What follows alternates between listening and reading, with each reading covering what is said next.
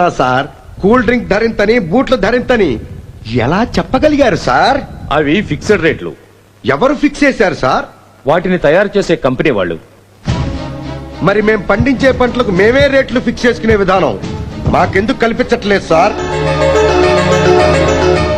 మీ కేంద్ర రాష్ట్ర ప్రభుత్వాలు మాకెందుకు సార్ అవకాశాలు కల్పించట్లేదు? గుండు సూది మొదలు గీసుకునే బ్లేడ్ వరకు అన్ని రేట్లు కంపెనీ వాళ్లే ఫిక్స్ చేసుకుంటుంటే మరి మా రైతులకు ఎందుకు సార్ అడుక్కునే పరిస్థితి కల్పిస్తున్నారు?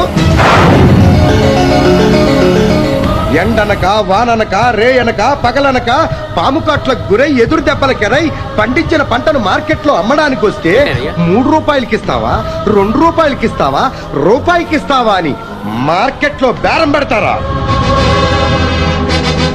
రైతులంటే అంతలోకువా సార్?